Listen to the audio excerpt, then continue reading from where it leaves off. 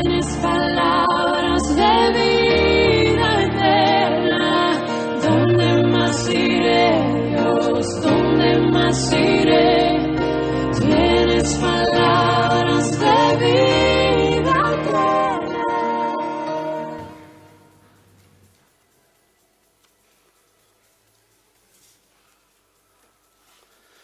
Muy bien, es un gozo poder estar con ustedes, es una alegría. Hay sentimientos encontrados porque es la primera vez que estamos en una iglesia que no conocemos. Generalmente me invitan a iglesias que conocemos, de la UCB, donde tengo hermanos cuyas caras ya las tengo identificadas. Bueno, los sentimientos encontrados es que estoy como de visitante en un lugar y el partido no es tan sencillo así.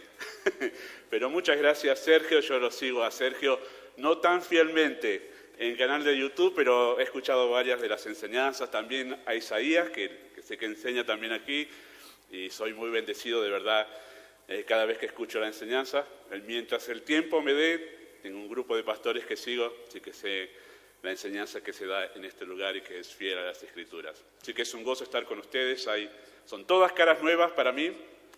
La primera vez que estoy, solo hay dos aquí que conozco, Mauro, que vino en el coche conmigo. Los demás son todos nuevos, así que espero poder llevarles en mi corazón. No me voy a acordar de todas las caras, todos los nombres, pero sí, de aquí en más, uno va a orar de una manera diferente por la iglesia aquí en este lugar. Así que damos gracias a Dios con mi esposa por estar compartiendo este tiempo aquí. Les invito a abrir sus Biblias en el Evangelio según San Juan, capítulo 21.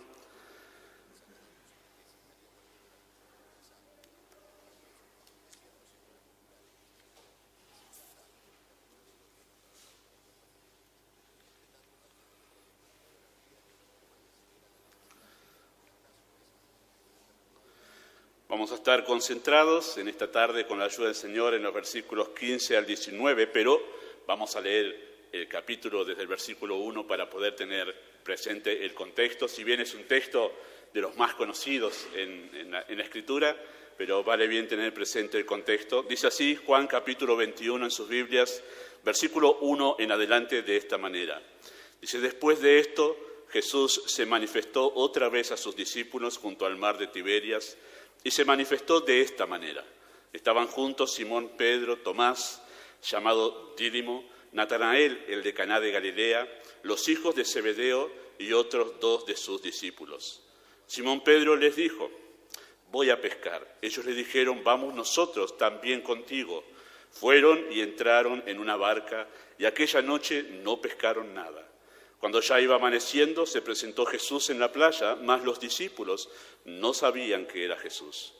Y él les dijo: hijitos, ¿tenéis algo de comer? Le respondieron: no. Y él les dijo: echad la red a la derecha de la barca y hallaréis.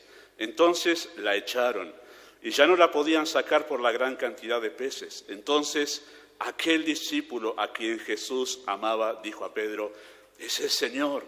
Simón Pedro, cuando oyó que era el Señor, se ciñó la ropa porque se había despojado de ella y se echó al mar. Y los otros discípulos vinieron con la barca arrastrando la red de peces, pues no distaban de tierra sino como 200 codos. Al descender a tierra vieron brasas puestas y un pez encima de ellas, y pan. Jesús les dijo: traed de los peces que acabáis de pescar. Subió Simón Pedro y sacó la red a tierra llena de grandes peces, 153, y aun siendo tantos, la red no se rompió. Les dijo Jesús: venid, comed. Y ninguno de los discípulos se atrevía a preguntarle: ¿tú quién eres?, sabiendo que era el Señor. Vino pues Jesús, tomó el pan y les dio, y asimismo del pescado. Esta era ya la tercera vez que Jesús se manifestaba a sus discípulos después de haber resucitado de los muertos. Cuando hubieron comido, Jesús dijo a Simón Pedro: Simón, hijo de Jonás. Hago simplemente un alto ahí. Me hace pensar esto cuando los papás cambian el tono para llamar a sus hijos, ¿no? Primero es Cachito, Johnny, y después cuando le dicen el nombre completo, saben que se viene algo serio. Bueno, así parece esto. Simón, hijo de Jonás, ¿me amas? Le respondió: sí, Señor, tú sabes que te amo. Él le dijo: apacienta mis corderos. Volvió a decirle la segunda vez: Simón, hijo de Jonás, ¿me amas? Pedro le respondió: sí, Señor, tú sabes que te amo. Le dijo: pastorea mis ovejas. Le dijo la tercera vez: Simón, hijo de Jonás, ¿me amas? Pedro se entristeció de que le dijese la tercera vez: ¿me amas? Y le respondió: Señor, tú lo sabes todo, tú sabes que te amo. Jesús le dijo: apacienta mis ovejas. De cierto te digo, cuando eras más joven, te ceñías e ibas a donde querías, mas cuando ya seas viejo, extenderás tus manos, te ceñirá otro y te llevará a donde no quieras. Esto dijo dando a entender con qué muerte había de glorificar a Dios. Dicho esto, añadió: sígueme. Oramos. Amado Dios y Padre Celestial, cuántas gracias damos a ti por tu providencia, la manera en que tú has guiado las cosas para permitir que hoy pueda estar compartiendo esta preciosa reunión con mis hermanos, a quienes no conozco, pero nos une el mismo espíritu en Cristo. Por eso, Padre, muchas gracias. Gracias por este tiempo de escuchar la predicación del Evangelio, el tiempo de adoración con los cánticos. Y ahora, Padre, honra tu precioso nombre. Que las Escrituras puedan hablar por sí mismas, guiadas por el Espíritu de Dios, tratando tú con cada corazón. Tú eres poderoso y soberano para hablar mucho más allá de lo que hemos de mencionar en este momento. Tú puedes ir hasta lo más profundo del corazón y tratar con cada necesidad, más allá del texto, del momento que vivía Pedro. Tú puedes tratar con nuestras almas. Eres soberano para usar tu palabra y tratar con las almas, llevando a aquellos que no te conocen a la salvación en Cristo, y a cada creyente a un compromiso más estrecho contigo. Por eso, Padre, confiando en la obra del Espíritu, pedimos que tú guíes este tiempo. Aquieta nuestros corazones, aquieta nuestros pensamientos, y obra tú, Padre, en cada alma en este tiempo. En el nombre de Jesús. Amén. Las historias de reconciliación, no solo en el círculo de cristianos, no solo en el círculo de creyentes, sino también en la vida misma.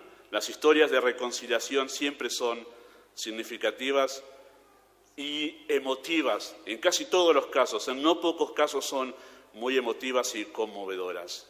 Padres e hijos que no se hablaban por muchos años, amigos cuya confianza fue traicionada, hermanos en la fe que se han lastimado y se ofendieron, madres e hijas distanciadas por muchos años, familias completas ofendidas por profundos conflictos, etcétera, etcétera, etcétera. La lista puede seguir, de situaciones que se presentan en la vida y que llevan después de un tiempo de separación y por circunstancias, y en el caso de los creyentes, por un obrar soberano de Dios, los corazones son quebrantados, hay un pedido de perdón, hay un reconocimiento de la culpa y hay obviamente una disposición a perdonar. Eso lleva a una reconciliación. Esos momentos son maravillosos en la vida cristiana, en la iglesia de Dios. Esos momentos conmueven el corazón.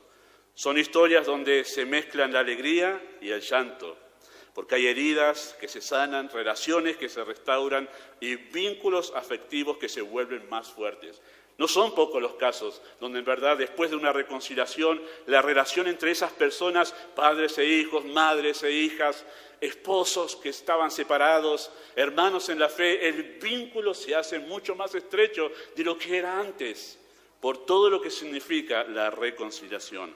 Son momentos conmovedores y muy sentidos. Bueno, así es este pasaje, Juan capítulo 21. Está lleno de emoción y de ternura, porque trata de la restauración, de la relación entre el Señor y Pedro. Todo lo que trata este capítulo, la razón por la cual se escribió este capítulo, es para mostrarnos a nosotros cómo se restauró la relación entre el Señor y Pedro, donde se renueva el amor de Pedro por Cristo y donde se confirma el amor que el Señor tenía por Pedro. En este relato nosotros vemos el esfuerzo que Cristo hace para hacer volver hacia sí el corazón de un hombre que, habiendo experimentado un gran fracaso, el de la triple negación, hacía un poquito más de 2 semanas, en la noche en que Cristo fue entregado, llegó al punto de tomar ese hombre la determinación de abandonar al Señor y volver a la vida que llevaba antes de conocer a Cristo. Esa era la situación, ese es el preámbulo que nos presenta a nosotros el texto allí en versículo 1 hasta el versículo 14. El voy a pescar del versículo 3, nótenlo allí, Simón Pedro les dijo a los demás discípulos, voy a pescar, y ellos le dijeron, vamos nosotros también contigo. Ese voy a pescar, esa simple expresión del verso 3 es la expresión que marca el punto culminante de una declive en el corazón de Pedro que comenzó con el amargo llanto en el patio del sumo sacerdote la noche en que el Señor fue entregado y que fue madurando hasta llegar a este punto decisivo de cambiar el rumbo de su vida, caminando en una vida en pos contrario a lo que Cristo le había dicho. Ese voy a pescar es más significativo de lo que nosotros leemos allí, la expresión simple. No era simplemente un momento, en verdad, que decir, bueno, mientras esperamos al Señor, pesquemos un poquito. No era que por causa de la necesidad económica, Pedro dijo, vamos a pescar a ver si conseguimos algo de comer. Ese voy a pescar significaba, tomemos otro rumbo para nuestras vidas. No sigamos lo que Cristo había dicho, sino tomemos otro rumbo. No sabemos, queridos hermanos, cuántas cosas venían a la mente de Pedro en todo ese proceso, desde el llanto amargo cuando cruzó miradas con el Señor en el patio del sumo sacerdote la noche en que Cristo fue entregado y estaba siendo enjuiciado injustamente, y después de haber negado al Señor, cruzaron miradas. Es imposible imaginar ese momento en nuestras mentes, lo que significaba en el corazón de Pedro recibir la mirada de aquel que lo amó tanto, aquel que lo acompañó, aquel que lo discipuló. Cruzó miradas en ese momento y lloró amargamente. ¿Cuántas cosas habría en su mente? No sabemos. Lo que sí es seguro es que no se trataba voy a pescar de una rebeldía en oposición a Cristo, aunque estaba yendo en el lado contrario al que Cristo le había dicho. No se trataba de la rebeldía en oposición a Cristo, sino de una amargura por haberle fallado a su Señor. Ese es el me voy a pescar. Ya no sirvo para Cristo. Le fallé. Es el alejamiento de alguien que se siente indigno de seguir y servir a Cristo. Y aunque esto no justifica de ninguna manera su determinación, a nosotros nos pone en contexto para saber que Pedro era consciente de su error y que no necesitaba la vara de una corrección. Por eso cuando el Señor llega allí, ese preámbulo es precioso, no entra para hacerlo en una predicación, es otra predicación aparte, pero es el preámbulo cuando el Señor llega y le dice, hijitos, esa expresión tan tierna que se utiliza varias veces en la Escritura y especialmente Juan, el apóstol, cuando escribe su carta, la utiliza allí 9 veces. Es una expresión de profundo cariño que Cristo utilizó en ese momento allí con Pedro y con los discípulos, en ese momento de hacer esa pesca milagrosa, apelando, mejor dicho, a la memoria emotiva de ellos, porque les traía el recuerdo, especialmente a Pedro, de aquel momento en que él fue salvado, cuando hubo otra pesca milagrosa. Inmediatamente, seguramente, la mente de Pedro fue a ese momento en que fue salvado por el Señor. Todo un preámbulo para preparar el corazón de Pedro para que esté listo a esa pregunta tan punzante, ¿me amas? ¿Me amas? Y después el pan y los peces ahí en la parrilla, esperándolo a él, un desayuno. La invitación a la comunión. No estuvo el Señor en esa mañana en la playa, parado con el libro de la ley y con el garrote en la mano, diciendo, otra vez con ustedes, rebeldes, otra vez, siempre lo mismo con ustedes. De ninguna manera apareció el Señor con una actitud de suma misericordia, porque Pedro ya estaba completamente dolido, se sentía completamente fracasado por haberle fallado a Cristo. Lo que él necesitaba en este momento era un estímulo. Lo que Pedro necesitaba en este momento era un estímulo que renueve su amor por Cristo. Y es ahí donde viene nuestro tema. Por eso es que el mensaje de esta predicación, el título de esta predicación se llama Renovando nuestro amor por Cristo. Nuestro amor por Cristo.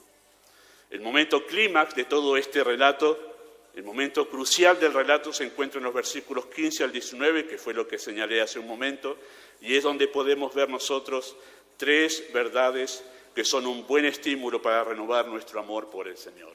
Vamos a ver nosotros en ese relato, en esa conversación entre Cristo y Pedro, versículo 15 al versículo 19, 3 verdades que son un buen estímulo para renovar nuestro amor por el Señor. Lo que hizo el Señor con Pedro, sin duda alguna creo que es lo que el Señor hace con cada uno de los creyentes para renovar y estimular nuestro amor por Él. En primer lugar, la primera verdad que nosotros encontramos en este relato es que el amor a Cristo es la esencia de la vida cristiana. El amor a Cristo es la esencia de la vida cristiana. Decir que es la esencia de la vida cristiana es decir que de esto se compone y sin lo cual, sin ese amor a Cristo, no existe tal cosa como vida cristiana. La vida cristiana consiste en esto, en amar a Cristo. No hay vida cristiana, bíblicamente hablando, sin amor a Cristo. Ahora, esta verdad nosotros la vemos primeramente como el tema excluyente en todo este relato. Como dije hace un momento, todo esto se escribió, todo lo que está en este capítulo se escribió justamente para llegar a este momento clímax, donde el Señor le pregunta a Pedro, ¿me amas? ¿Me amas? ¿Me amas? Porque eso es lo más importante en la vida cristiana. Eso es lo más importante en la vida espiritual. De eso se trata en sí, en realidad, la vida toda. De eso se trata en realidad la vida toda, del amor a Cristo, del amor a Dios. Y vemos entonces ese tema como el tema excluyente entró en todo el relato. No hay otro asunto que el Señor haya querido tratar en esta ocasión y no hay otro asunto que Juan, al escribirlo, haya querido comunicar con este capítulo. Todo lo demás que vemos en el capítulo es solo el marco que lleva nuestra mirada a enfocarnos en esa verdad, permitiéndonos a nosotros, en ese contexto, ahondar en esa misma verdad. ¿Cuál verdad? El amor a Cristo, como la esencia de la vida cristiana. Y nos ayuda a entender su significado y su implicancia. La insistencia de Cristo al preguntar 3 veces, ¿me amas?, nos debe hacer notar a nosotros la importancia que tenía para Cristo que Pedro lo ame, renovar el amor de Pedro por él. El que el tema haya concluido una vez que el amor de Pedro fue restaurado, nos debe llevar a nosotros a pensar, decir, este es el tema importante que Cristo quería tratar con Pedro. Ahora, esta verdad la vemos también nosotros, en segundo lugar, en el hecho de que las alarmas, queridos hermanos, se encendieron cuando Pedro dijo, voy a pescar. O sea, el Señor decidió presentarse en esa mañana, allí, sabiendo Él, siendo soberano, siendo omnisciente, se presentó en esa mañana en la playa, porque las alarmas se encendieron, porque aquel discípulo que se sentía fracasado y que estaba decidido a irse del camino que Cristo le había trazado, porque ya no se sentía digno de seguir a su Señor, se encendieron cuando Él dijo, voy a pescar, voy a pescar.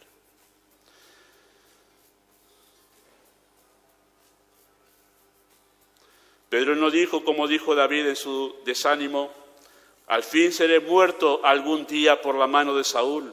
Nada, por tanto, me será mejor que fugarme a la tierra de los filisteos. Algunos de ustedes recordarán, si son lectores de la Escritura, esto fue lo que David dijo en 1 Samuel capítulo 27, cuando estaba siendo perseguido durante esos años que Saúl lo acosaba constantemente. Llegó un momento que David se cansó y él dijo en su corazón, 1 Samuel 27, él dijo en su corazón, nada, por tanto, me será mejor que fugarme a la tierra de los filisteos. Fue una de las peores decisiones que tomó David, pero se fue ¿a dónde? A los enemigos de Dios. Fue a vivir con los enemigos de Dios, con los filisteos. Ahora Pedro no estaba haciendo eso. Pedro dijo simplemente voy a pescar. Pedro no dijo me voy con los enemigos de Dios. Tampoco Pedro dijo en este momento como Asaf en el Salmo 73, tuve envidia de los arrogantes, viendo la prosperidad de los impíos. Verdaderamente en vano he limpiado mi corazón y lavado mis manos en inocencia. Pedro no dijo esto, él dijo simplemente me voy a pescar. Y uno dice, tanto problema porque se va a pescar. Mirá lo que dijo Asaf, tuve envidia de los arrogantes, vi la prosperidad de los impíos. Verdaderamente en vano he limpiado mi corazón y lavado mis manos en inocencia. No dijo esto Pedro, no dijo esto Pedro. Tampoco Pedro dijo como Salomón cuando él se apartó de Dios. No negué a mis ojos ninguna cosa que desearan, ni aparté mi corazón de placer alguna. No, Pedro no se apartó entregándose a los placeres de esta vida, simplemente dijo, voy a pescar. Pero las alarmas, queridos hermanos, se encendieron. Las alarmas se encendieron cuando simplemente dijo, voy a pescar.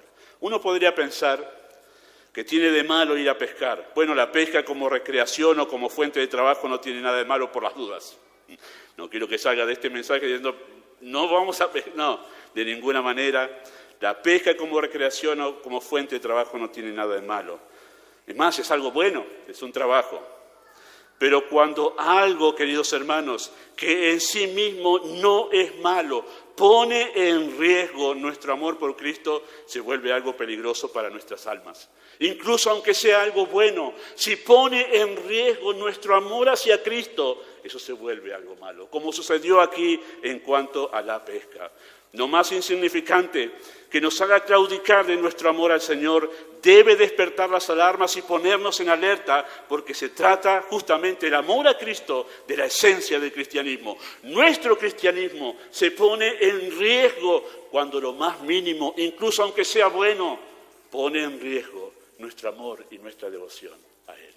Por eso cuando Él dijo voy a pescar, las alarmas se encendieron, porque estaba abandonando al Señor, estaba dejando al Señor. Si bien no me gusta dar aplicaciones en el momento, pero queridos hermanos, hasta llegar al final, pero esto nos puede hacer pensar cuán engañoso es nuestro corazón cuando pensamos en algún momento, bueno, se trata de una necesidad, dejo de ir a la iglesia, dejo de leer la Biblia, dejo de orar, total, el Señor entiende. Aún las cosas que son necesarias y buenas, cuando ponen en riesgo nuestra relación con el Señor, nuestro amor al Señor se vuelve algo que debe encender nuestras alarmas porque nuestro cristianismo está en juego. Quizás los pragmáticos lleguen a pensar, el hombre se estaba preocupando por el sustento de su familia. ¿Qué mal estaba haciendo? Recuerden el contexto. Esto pasó, más de una semana había pasado que el Señor, de la resurrección de Cristo, el tesorero del grupo se había ahorcado. Ellos vivían de las ofrendas que venían de las personas que seguían a Cristo. Todos ellos habían sido dispersados después de la crucifixión. Así que era lógico pensar que estaba Pedro, pero no era solo él. Estaba Pedro y sus familias, porque él tenía a su esposa y tenía a sus hijos, aunque no están mencionados aquí. ¿Con qué les damos de comer? Bueno, algún pragmático diría, bueno, tenía razón Pedro en esto. Tenía razón en verdad. Pero Cristo, queridos hermanos, ya había dejado en claro que en su ministerio, que el Evangelio consiste en esto, en un amor singular y puro hacia su persona. Y que si existe tal amor, si no existe tal amor, queridos hermanos, no existe salvación. No existe salvación. Dijo así Cristo, por ejemplo, en Mateo capítulo 10, versículo 37, el que ama a padre o madre más que a mí, no es digno de mí. El que ama a hijo o a la hija más que a mí, no es digno de mí. La expresión allí, la idea de lo que Cristo está diciendo allí es simplemente esto: no puede ser salvo, no es salvo. Si no me ama a mí más que a cualquiera de las otras personas que ama, bueno, no es digno de mí, no es salvo, no hay salvación. Dijo así también en Lucas capítulo 14, versículo 26, si alguno viene a mí y no aborrece a su padre y madre, y a su mujer e hijos, a sus hermanos y hermanas, y aún hasta su propia vida, es interesante lo que suma allí, aún hasta su propia vida, no puede ser mi discípulo. No está hablando de alguien que está llamado a la obra misionera, no está hablando de alguien que está siendo llamado a ser pastor, no está hablando de alguien que está siendo llamado a ser un líder en la iglesia, está hablando acerca de ser un discípulo. discípulo, que en el contexto de los evangelios significa ser creyente, ser creyente. Y Cristo dice, si no aborrece, y quiero aclarar, obviamente, es necesario hacerlo, de que no nos está mandando aquí a aborrecer a nuestros padres. La idea de la expresión es simplemente que amemos, obviamente, sí a nuestros padres, pero el amor a Cristo debe ser superior al amor que tenemos a nuestros seres queridos.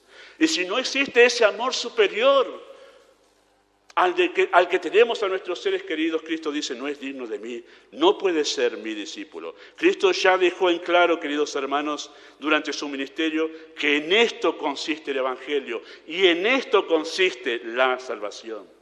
Cristo no estaba hablando, obviamente, de una salvación por obras, sino de una fe que se manifiesta primeramente en un amor supremo y único hacia Cristo.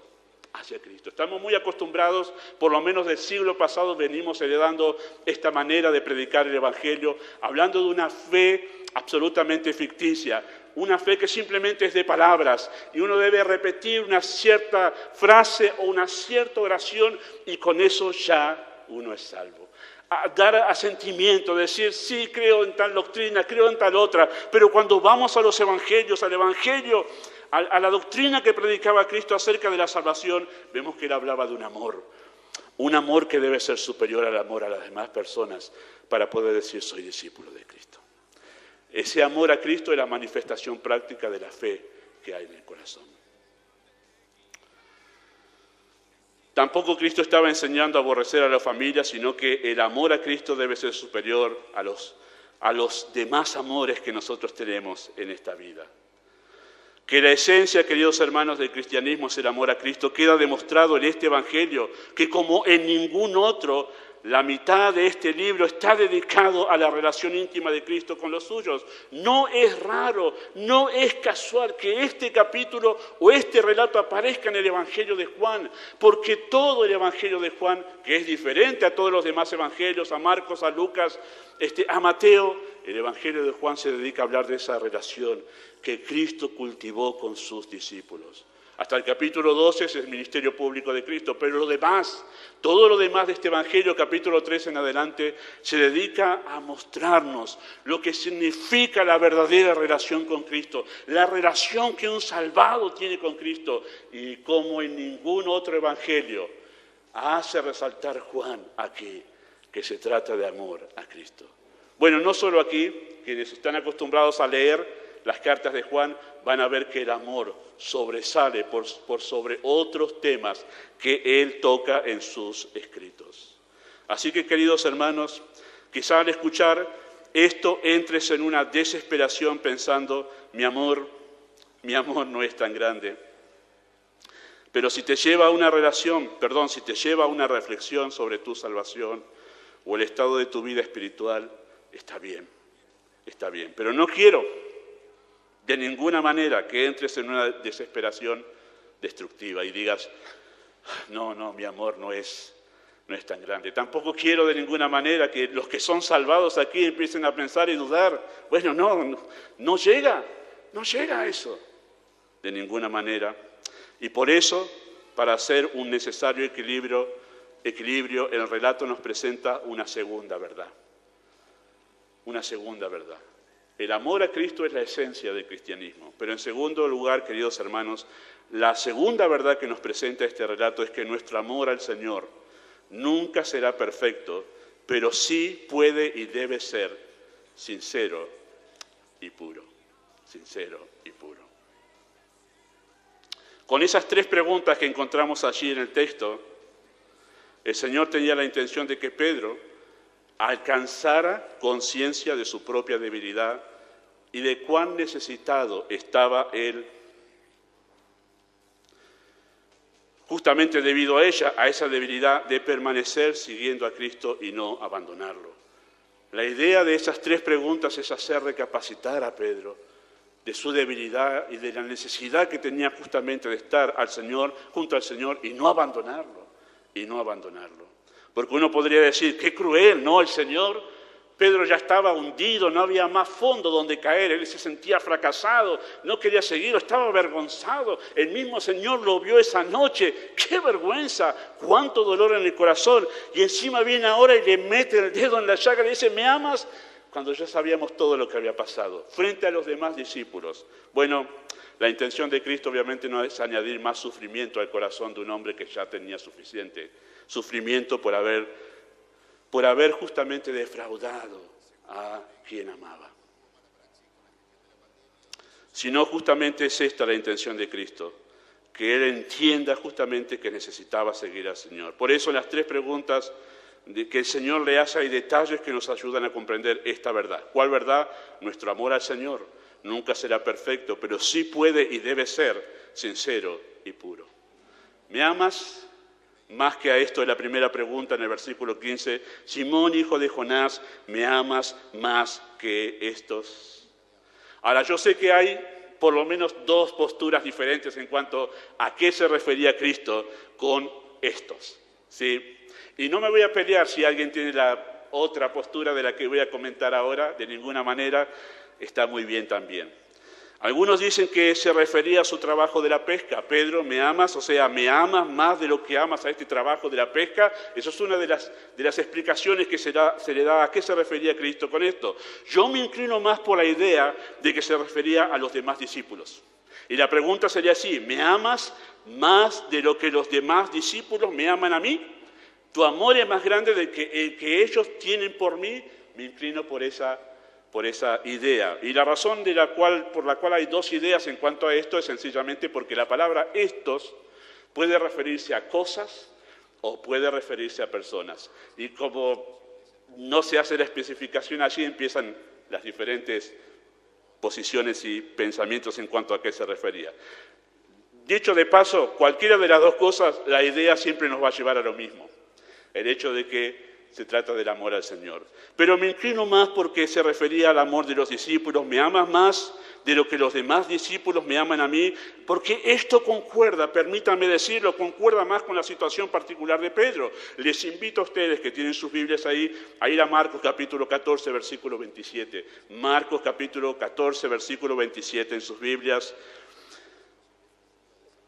Me hace pensar que concuerda más con esto, esa idea. La intención de Cristo allí.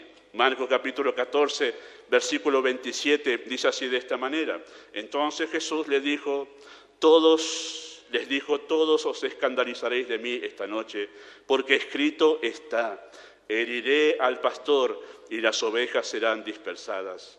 Pero después que haya resucitado, iré delante de vosotros a Galilea.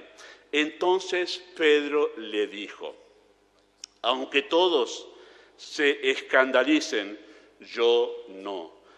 Y le dijo Jesús, de cierto te digo que tú hoy, en esta noche específico, ¿no? Antes que el gallo cante 2 veces, me negarás 3 veces. El versículo 31 es tremendo para conocer la personalidad de Pedro. Es revelador de su carácter. Dice, mas él, ¿quién? Pedro, mas él, con mayor insistencia decía, si me fuere necesario morir contigo, no te negaré. Y todos también, como para decir, no podemos quedar afuera de esto, todos también decían lo mismo. Bueno, eso muestra la influencia que Pedro tenía en el resto de los discípulos, ¿no? Tenía una personalidad impetuosa, arrastraba a la gente tras sí.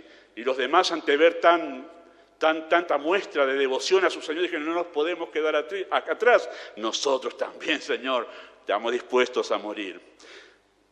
Voy a leer esos textos que son paralelos a ese relato, ¿no? Para acentuar lo que Pedro dijo esa noche al Señor. Mateo, por ejemplo, 26:33, lo registra allí. Respondiendo Pedro, le dijo, aunque todos, refiriéndose a los demás discípulos, se escandalicen de ti, yo nunca me escandalizaré. En Lucas 22, versículo 33, lo registra así. Él le dijo, Señor, dispuesto estoy a ir contigo, no solo a la cárcel, sino también a la muerte. Y Juan 13:37 lo registra de esta manera. Le dijo Pedro, Señor, ¿por qué no te puedo seguir ahora? Mi vida pondré por ti, mi vida pondré por ti. Queridos hermanos, Pedro tenía varios problemas de personalidad. Bueno, no estamos murmurando de él. todo lo tenemos, yo lo tengo. Pero Pedro tenía varios problemas de personalidad que debían ser pulidos antes de ser usado por el Señor como el apóstol y la columna de la iglesia. Voy a usar la expresión coloquial, ¿sí? La que todos utilizamos. No sé si está de moda todavía, pero él estaba creído. Pedro estaba creído. Se consideraba superior a los demás discípulos, más fiel, más servicial, con mayor sabiduría. Siempre se adelantaba a responder. Él era el vocero, asumía él mismo ser el vocero del grupo. Hablaba en nombre de todos los demás discípulos. Era difícil controlar este carácter impulsivo y en su delirio de egocentrismo arrastraba a los demás discípulos. Tremendo lo que Pedro dijo ahí, porque incluso cuando el Señor le dijo, me vas a negar, él con insistencia dijo, no, Señor, no, yo no te voy a negar. Esa personalidad impulsiva que se ponía por sobre los demás, que pisaba a los demás, incluso se atrevía a corregir al Señor mismo. Qué difícil era dominar esa personalidad, y él estaba creído que era mejor, más espiritual que los demás discípulos. Incluso tuvo esa osadía de corregir al Señor más de una vez, y en una de ellas Cristo tuvo que decirle, apártate de mí, Satanás. Vemos a Pedro en su máxima expresión, suelo decir yo aquí Pedro al 100%, donde se manifestó todo el Pedro en aquel recordado episodio de la tempestad en el mar de Galilea, que está relatado en Mateo capítulo 14, donde después que vino el Señor andando sobre el mar, lo vieron los discípulos y él le dijo, yo soy, no temas. Pedro dijo, si eres tú, manda que yo, Pedro, vaya a ti caminando sobre las aguas. Él no dijo, Señor, si eres tú, que todos nosotros vayamos caminando sobre... No, acá este es mi momento, que yo vaya caminando sobre las aguas. Y ahí estaba Pedro caminando sobre las aguas, y yo me imagino a él mirando a los discípulos, ¿qué les parece, muchachos, caminando sobre las aguas? ¿Y cómo terminó ese evento? Con un Pedro fracasado, hundiéndose allí, teniendo que pedirle al Señor, socorro, socorro. ¿Y dónde lo puso el Señor? Venía acá, a la barca, con los demás discípulos. Él quería distinguirse. Él quería impresionar a Cristo. No diciéndole, voy a impresionar al Señor, estoy dispuesto a ir hasta la muerte, puedo caminar sobre las aguas. Así era Pedro, con esa personalidad. Siempre queriendo mostrarse más fiel, más consagrado, más servicial, más sabio, más que los demás discípulos. Por eso, queridos hermanos, creo que la pregunta del Señor apuntaba en esta dirección. Y es como diciendo esto, Pedro, todavía, Pedro, después de este gran fracaso donde conociste tu corazón, todavía puedes decir que tu amor por mí es mayor que el de los demás discípulos. ¿Todavía te atreves a decir eso? Sin duda, queridos hermanos, Cristo tenía la intención de llevarlo a darse cuenta de su propia debilidad, de que no era nada mejor que los demás discípulos, que era falible, que no había sido escogido para ser el líder de la iglesia debido a alguna virtud en él, sino por pura gracia. Esta verdad acerca de Pedro queda intensificada, queridos hermanos, por el uso de las palabras en el idioma original allí. Esta verdad, esta realidad de su débil amor por el Señor. No era su amor por el Señor tan como él creía que era.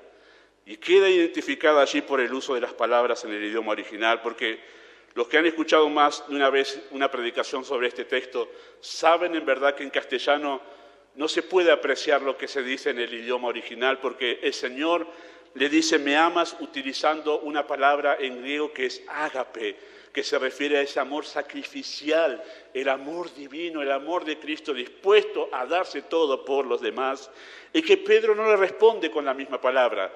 Pedro le responde allí con una palabra que es la palabra fileo, que es un amor más de afecto, un amor más de compañero, un amor un poco más familiar, diferente a ese otro afecto que está expresado por la palabra que Cristo le mencionó. Pedro no pudo responder a Cristo diciéndole, sí, te amo con ese amor ágape, sacrificial, mi vida. No, aquí dijo, te tengo afecto, Señor. Tú sabes tú lo sabes, te tengo afecto. Identificaba un sentimiento nomás y no una entrega absoluta. Pero la tercera vez, y ahí es donde viene el momento del quiebre, profundo del corazón de Pedro, porque la tercera vez, así en el versículo 17, Simón, hijo de Jonás, ¿me amas?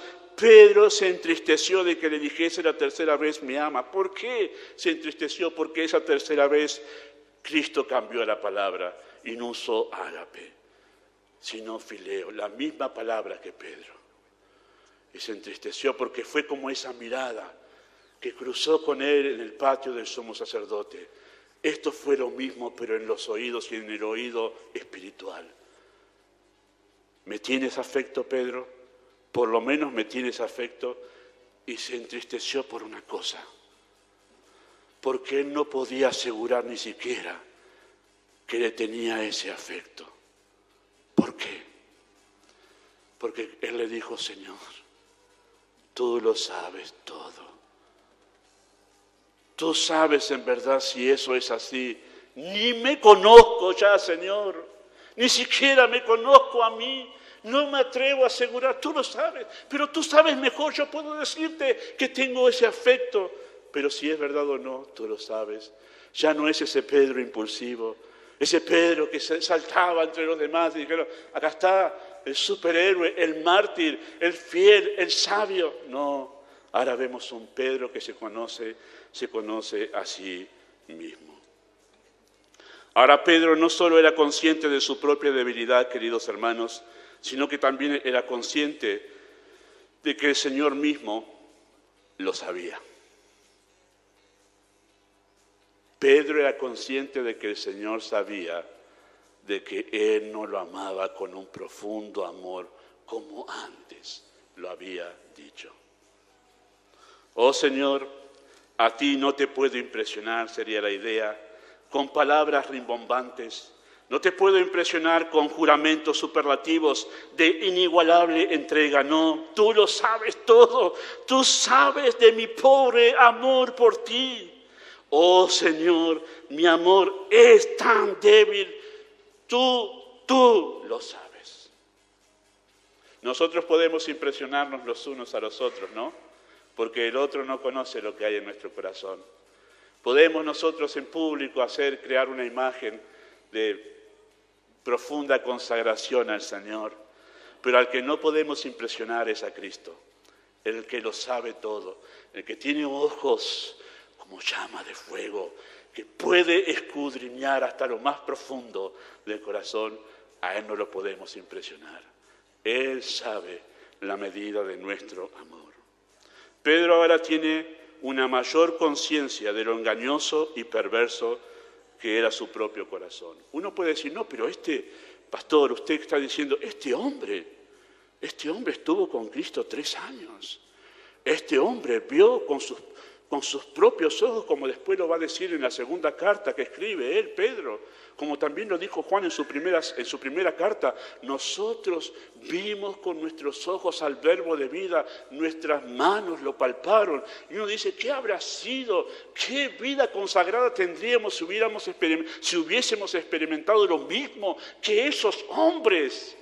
Y esos hombres que vieron al verbo de vida, escucharon su voz, el tono de su voz, hablando en ese ministerio y en ese trato íntimo con ellos, esos mismos hombres, la noche que Cristo les dijo, voy a ser entregado en manos de hombres pecadores, ellos estaban discutiendo quién sería el mayor. Yo creo que no tenemos conciencia, queridos hermanos, aún siendo creyentes, de la profundidad de la maldad de nuestros corazones.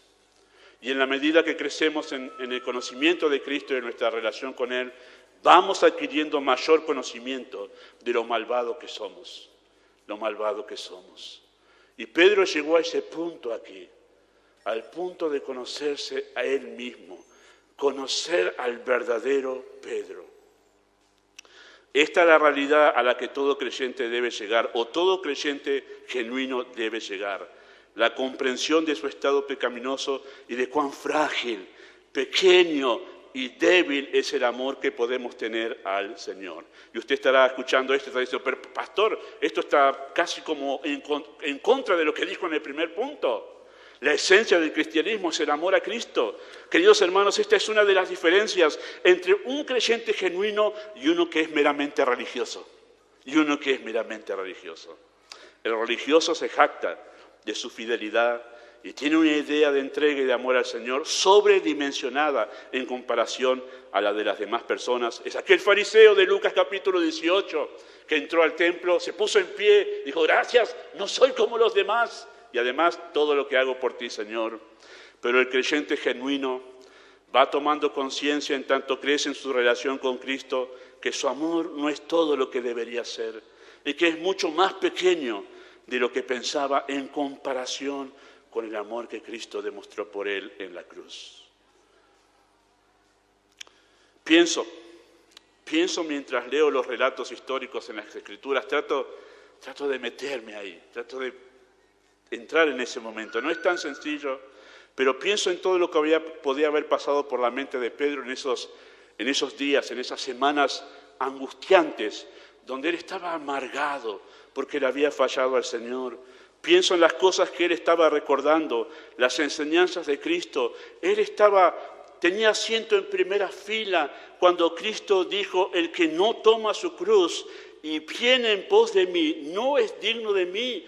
Eso es lo que le estaba pasando. Se dio cuenta que no era digno de su Señor. Él estaría recordando, el que no aborrece su propia vida, no es digno de mí. Y él escapó por su vida la noche que el Señor fue entregado. Tomó por más valiosa su propia vida que honrar a su Señor. Y pienso que todo eso venía a su mente en esos días angustiosos. Me imagino al Pedro con cabeza agacha, silencioso, ya no hablando, amargado y pensando, yo estaba cuando el Señor predicaba, cuando el Señor decía, lo primero debo hacer yo. Imagino cómo se debió haber retorcido la mente de Pedro con todas esas palabras que él escuchó, no solo en público, sino en lo secreto de su Señor, estando con Él, viviendo con Él. Es como cuando unos amigos se rompe la relación porque uno defraudó al otro y empiezan, en el que ha ofendido, a un remordimiento en su corazón. No, fue tan fiel, él era tan compañero y yo le fallé. En un matrimonio cuando se rompe, no, pero entre hermanos en la iglesia, más habrá sido el cargo de conciencia en ese momento de Pedro, recordando las palabras del Señor. ¿Cuántas dudas habrán venido al corazón de Pedro? ¿Cuántos interrogantes? ¿Seré un hijo del reino? ¿Seré salvo en verdad? No soy digno. La respuesta, queridos hermanos del Señor, a esta realidad de Pedro terminó por renovar el amor que se había apagado, y es lo que nos lleva a nosotros a nuestro tercer punto, o la tercera verdad que encontramos aquí. Porque si usted está escuchando esto, dice, pastor, está yendo más profundo, me está desanimando un poco más. Yo conozco mi propia vida espiritual, pero así es necesario, porque la tercera verdad que viene aquí justamente puede ser comprendida y aceptada si hemos comprendido esta segunda verdad, nuestro débil y pobre amor por el Señor. La tercera verdad que encontramos en este texto dice así: el amor del Señor es perfecto, eterno, incondicional y pleno. Y en realidad el Señor vino a este encuentro con Pedro para esto, para confirmarle que Él lo ama igual. ¿Cómo conmueve el corazón, hermanos? Cuando hemos lastimado a alguien, lo hemos dañado seriamente, lo hemos humillado, le hemos causado una herida que no podemos sanar nosotros, pero Él viene, me dice, yo te amo igual, si nos cae toda la estantería. Y Cristo vino para eso, para decirle a este hombre que se sentía indigno por haberlo negado de una manera grosera esa noche, viene para decirle, Pedro, yo te amo, confirmo mi amor para contigo. Cristo tenía el propósito de renovar el amor de Pedro Y la manera en que lo hizo fue confirmando su amor hacia Él. El amor despierta amor. Y si había que renovar el amor de Pedro por el Señor intensificó su amor para con Pedro, si podemos utilizar esa expresión humanamente hablando. Vamos a comprender que es imposible eso, pero en realidad sí podemos hablar humanamente de eso. Él, Cristo, lo seguía amando, muy a pesar de su fracaso y de la realidad de su débil y pequeño amor. Esta es una verdad que nosotros solemos olvidar como creyentes. Todos tenemos un sentido de justicia personal que suele brotar muy a menudo y nos lleva a pensar equivocadamente que el amor del Señor aumenta por nosotros en la medida en que aumenta nuestro amor por Él, o que disminuye el amor del Señor en la medida en que fracasamos siendo infieles. Solemos pensar eso humanamente porque hay un fariseo dentro de nosotros que a veces se le da por salir y por brotar. Hay un sentido de justicia personal que dice, hoy no sabés cómo oré, hoy no sabés cómo leí, decimos, hoy el Señor me debe amar un poquito más. Solemos pensar así, en nuestro corazón, en nuestra carne, tendemos a eso. Pero cuando no hemos orado, pero peor aún, cuando hemos fallado al Señor y hemos cometido un pecado, ya sea mentira o ya sea algo mucho más serio, mucho más grosero, decimos, no me debe amar hoy. Hoy no me debe amar. Hoy debe tener su rostro escondido de mí, debe estar enojado, estar con su látigo, ni me quiero acercar, debe estar con su látigo esperándome. Y no quiero salir porque quizá un rayo me cae en la calle. Pensamos así. Me encanta cómo el Señor afirmó su amor por Pedro aquí y que fue lo que hizo que su amor, el amor de Pedro, vuelva a brotar por el Señor. A cada respuesta que Pedro le contestó, a cada respuesta de Pedro, el Señor afirmaba diciendo esto, apacienta mis ovejas. Noten eso, versículo 15. Simón, hijo de Jonás, ¿me amas? Respondió, sí, Señor. Tú sabes, como diciendo, tú sabes que poquito, mi amor. Tú sabes que te tengo un afecto. ¿Y uno qué esperaría ahí? No calificás, Pedro, perdón. Para apacentar mis ovejas, no llegás. Y sí, Señor, ya sé, no. Apacienta mis ovejas. Yo imagino los ojos de Pedro porque me pongo a mí en el lugar de Pedro. No a mí. Sí, Señor, ¿estás seguro? Segunda pregunta, versículo 16. Volvió a decirle la segunda vez, Simón, hijo de Jonás, ¿me amas? Pedro le respondió, sí, Señor. Señor, yo antes insistía con que ahora te insisto en que no. Tú sabes, como diciendo, tú sabes que mi amor es poquito. Y le dijo, pastorea, ¿en serio? Sí, pastorea mis ovejas. Y lo mismo pasó en la última pregunta. Versículo 17, hijo de Jonás, ¿me amas? Pedro se entristeció. Y yo creo que esa tristeza, más que de angustia, es la tristeza de alguien que se conmueve por el amor de su Señor. ¿Cómo te fallé? ¿Cuánto me amás? Se entristeció, ¿me amas? Y le respondió, Señor, tú sabes todo, tú sabes de mi pobre amor, apacienta mis ovejas. Qué precioso es esto. Afirmó justamente a Pedro una vez más en aquello para lo cual lo había salvado en cuanto a ministerio, ¿no? En cuanto al servicio a Pedro. Lo afirmó una vez más. Pedro dijo, me voy a pescar, ¿por qué? Le fallé al Señor. ¿Qué queda para mí? Dijo, serás pescador. No, ya Él no me va a usar. Pedro diría, yo no usaría a Pedro. Diría eso. Yo pienso eso, yo no usaría a Gustavo como pastor. De ninguna manera. Pero dice, apacienta mis ovejas. Apacienta mis ovejas. Imagino lo que pudo haber pasado por la cabeza de Pedro. ¿En serio? ¿En serio, Señor? ¿Tú quieres que Pedro, frágil, débil, fracasado, apaciente tus ovejas? Sí. 3 veces. O sea, llevó su mente a esas 3 negaciones. Tú me negaste 3 veces. Yo te confirmo mi amor 3 veces. 3 veces. Si fuésemos infieles, Él permanece fiel. Sí, Pedro, este es el Pedro que quiero, estaría diciendo el Señor allí. Este es el Pedro que quiero, quebrantado, consciente de su debilidad, dependiente de mí. No necesito ningún super apóstol. El amor de Cristo, queridos hermanos, en nuestra salvación no cambia, es eterno, es eterno. Cuando Él nos amó, eligiéndonos para ser salvados por la fe, nos amó de una vez y para siempre. No va a cambiar, va a permanecer por todas las edades. Siempre nos va a amar. Y no importa. Voy a aclarar eso después por las dudas. No vamos a cambiar la palabra. No importa. Sí importa. Pero la palabra es esta. Independientemente de los fracasos que tengamos nosotros pecando, su amor permanece igual. Su amor permanece igual. Para nosotros, seres pecadores, eso es tan difícil comprenderlo, porque a nosotros no nos saludaron en la entrada y casi como que estamos pasando a la lista negra ya de él.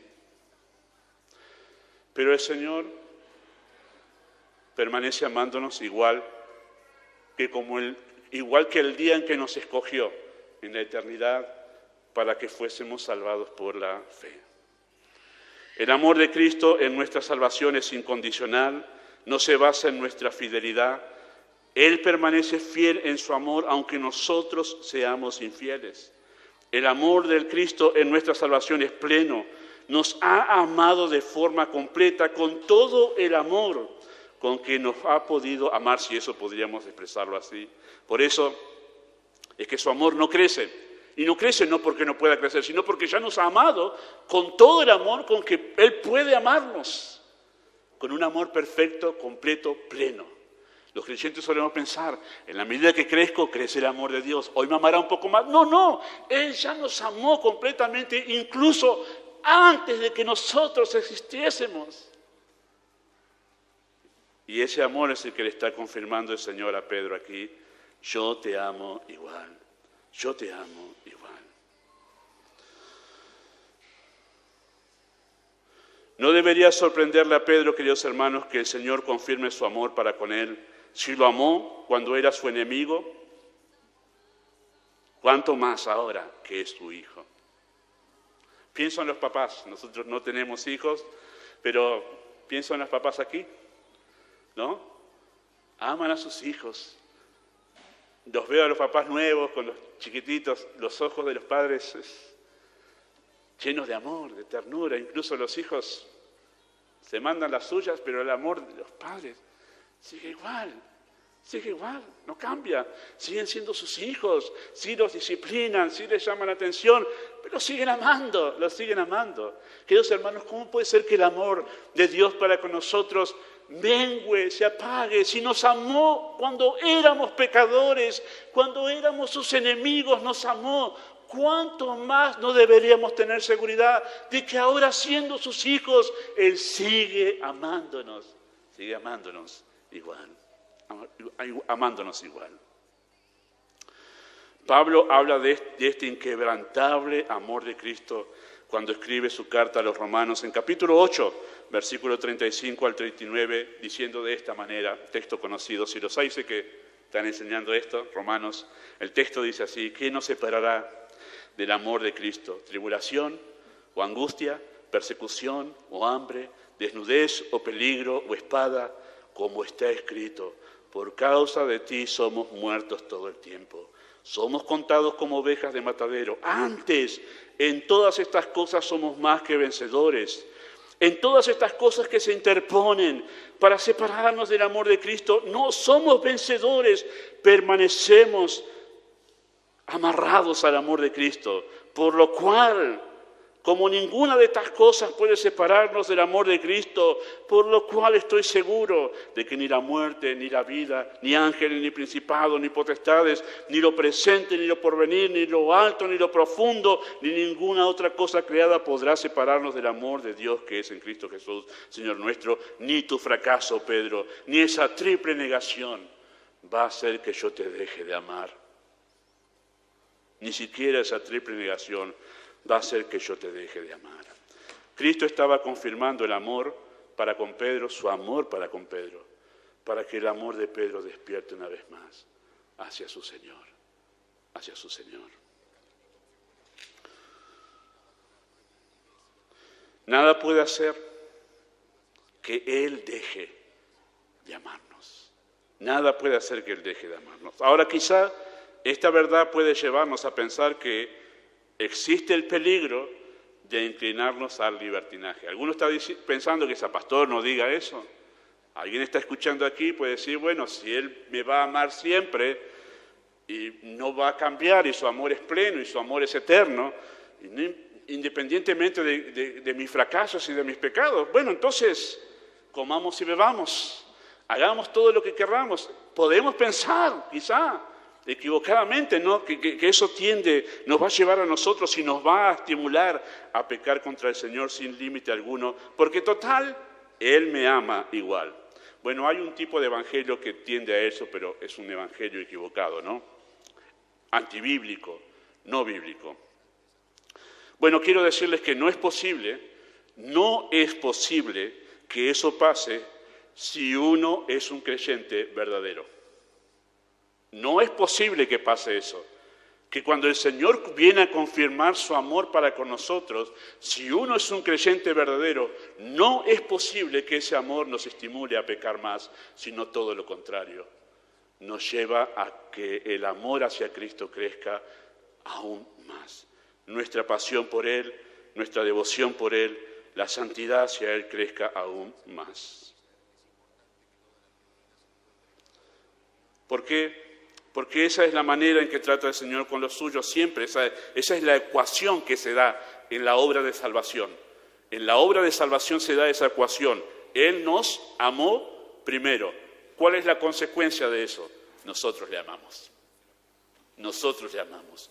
El efecto, la consecuencia, el resultado de que Él nos amó es que aquellos a quien Él amó lo aman a Él. Por eso es que no puede pasar que cuando Él confirma su amor para con nosotros digamos, listo, hago todo lo que quiero. Si hace eso, si pasa eso en la vida de alguien que dice ser salvado, no es creyente. Porque Pablo dice lo mismo cuando está escribiendo a los Corintios, dice que lo que nos constriñe a nosotros es el amor de Cristo, y lo que nos lleva a reflexionar es que si Él murió por mí, mostrando ese amor profundo, sacrificial, que no vemos en ningún otro ser, eso nos lleva a decir que yo debo vivir por Él. Me lleva a pensar, me constriñe, me dice, tengo que entregar mi vida hacia Él. Así que no puede pasar, si uno es creyente verdadero, que ante la confirmación del amor del Señor uno tienda al libertinaje. La confirmación del amor de Cristo renueva nuestro amor por Cristo. Y esto fue justamente lo que pasó con Pedro. Esto fue lo que pasó con Pedro en este texto. El Señor le dio a entender con qué muerte había de glorificar a Dios. Verso 18. De cierto te digo, cuando eras más joven, te ceñías, ibas a donde querías, mas cuando ya seas viejo, extenderás tus manos, te ceñirá otro, te llevará a donde no quieras. Bueno, eso que para nosotros, ¿qué quiso decir? Bueno, lo aclara Juan, ¿no? Lo aclara Juan, versículo 19. Esto dijo, dando a entender con qué muerte habría de glorificar a Dios. Bueno, la muerte esa con la cual habría de glorificar a Dios Pedro es la crucifixión. Pedro fue crucificado, año 63, 64, más o menos cerca del mismo año donde Pablo fue decapitado, en aquella furiosa persecución que se levantó contra los cristianos, y él pidió ser crucificado cabeza abajo porque no se sentía digno de ser crucificado en la misma manera que fue crucificado su Señor. Pero le estaba dando a entender eso. Estaba dando a entender, vas a tener una muerte violenta, Pedro. Amarme a mí, seguirme a mí, va a implicar que vas a morir violentamente. Violentamente. Ahora, esto no es la manera que nosotros solemos estimular a alguien para que nos ame, ¿no? Mira, si te casás conmigo, va a ser un desastre la vida, ¿eh? No solemos usar eso para conquistar a alguien para que nos ame, ¿verdad? No usé eso con mi esposa, por las dudas. Pero no solemos usar eso. Pero de esas expresiones de Cristo que nos dejan pensando y decir, ¿qué está diciendo? ¿Cómo? No, decir a Pedro que va a ser... avisale, decirle ahora que en la primera predicación, cuando se inaugure la iglesia, 3.000 almas se le van a convertir. Eso sí lo va a estimular. Eso sí le va a decir a Pedro, Señor, dale. Y va a decirle, además decirle, que Él tiene la llave del reino. Eso significa que se le da el privilegio de que el evangelio se hable a los judíos, pero también a los gentiles. Decirle eso, ¿sabes cómo se van a entregar? No, al contrario le dijo, vas a morir violentamente amándome a mí. Amándome a mí. Qué llamado, ¿no? Qué llamado. No parece una predicación en una conferencia misionera llamando a los jóvenes al ministerio, a los hermanos al ministerio. Pero eso fue lo que Cristo hizo aquí. ¿Por qué hizo eso Cristo? Para que ese amor que se despertó en Pedro se haga evidente. Se haga evidente. Que aunque era débil, aunque era poco, sí era puro y era sincero, al punto que estaba dispuesto. Porque cuando Él le dijo, terminó dándole a entender con qué muerte había de glorificar a Dios, lo que añadió fue el mismo llamado que le hizo el día en que fue salvado. Sígueme. ¿Está dispuesto, Pedro? Ahora, ya que nos conocemos ahora, ya que no me podés impresionar con palabras rimbombantes, ¿qué te parece ahora? Yo te amo igual, sígueme. Y le siguió. Sabemos que le siguió porque después mientras caminaban, Pedro se dio vuelta y vio que le seguía el otro discípulo, al que Jesús amaba, que es Juan. Ahora Pedro, queridos hermanos, está dispuesto a seguir a Cristo, aunque esto implicase una muerte violenta. Ahora él está dispuesto a seguir a Cristo con su débil, frágil amor, pero sincero y puro. Ahora sabe que lo sostiene en su consagración a Cristo no es su amor por Cristo, sino el amor de Cristo por él. El amor de Cristo por él. Es el amor de Cristo el que nos constriñe y nos lleva a meditar en el Calvario para llegar a la conclusión de que no hay otra cosa mejor que hacer que vivir para Él, para la gloria de Dios. Tremendo, hermanos, lo que pasó aquí. Ahora, el relato en sí no puede darnos toda la emotividad del momento, los sentimientos de ese momento. Ver a alguien reconciliándose con otra persona a la que defraudó, quien más lo amaba fue aquel a quien defraudó Pedro. Pero su amor se hizo ver justamente en ese momento de fracaso, porque lo amó más. Y me hace pensar en ese texto de Romanos, cuando abundó el pecado, sobreabundó su gracia. Su gracia. Ignoro. Esta es una de las ventajas de estar de visita, porque ninguno va a poder, el pastor lo está diciendo, no conozco a nadie aquí, solamente 2, bueno, mi esposa 3. Así que si el Señor está tratando con tu vida en esta tarde, en este área tan particular, quizá tú vienes de una semana en fracaso, quizá tú vienes de una vida en fracaso, quizás tú eres un creyente que ha cometido pecados serios y que has dañado a muchas personas o has deshonrado el nombre de Cristo en tu trabajo, entre tus familiares. Quizá tú vienes de un matrimonio terrible, donde has dañado a tu cónyuge. Quizá tú vienes aquí y sabes que estás enemistado con un hermano en la fe. Has dañado a alguien. y estás humillado en tu corazón y te sientes indigno de seguir a Cristo. Y dices, no, yo no. La verdad que no quiero involucrarme en nada en la iglesia porque no, yo sé que ya no sirvo para el Señor. Ya no sirvo. Bueno, hace falta un arrepentimiento. Si el arrepentimiento es genuino y sincero, entonces ahí está. Si tú has llegado a esa convicción de saber, soy miserable, soy un miserable. Soy el hijo, pero soy un miserable. Ahí está el Señor como a Pedro, te amo, te amo, te amo. Sí, Señor, sí, te amo. Simplemente comento esto, que hay un pastor conocido, tú lo conoces, Sergio, es Ricardo Daglio. Él está haciendo ahora un canal en YouTube donde está entrevistando a pastores y estoy escuchando varios de ellos y me doy cuenta al escucharlos, es de mucha bendición porque me doy cuenta que tienen las mismas miserias que yo como pastor. Y digo, así es el Señor. No hay nadie extraordinario en la familia de Dios que podamos señalar y decir, ese es un lujo en la familia, ese no falla nunca, ese es el hijo favorito. No, todos somos miserables porque nos vamos dando cuenta que no podemos ser todos los fieles que nosotros desearíamos o que imaginamos que deberíamos ser, pero aún así, no excusando la infidelidad de ninguna manera, aún así Él nos ama, Él nos ama, Él nos ama.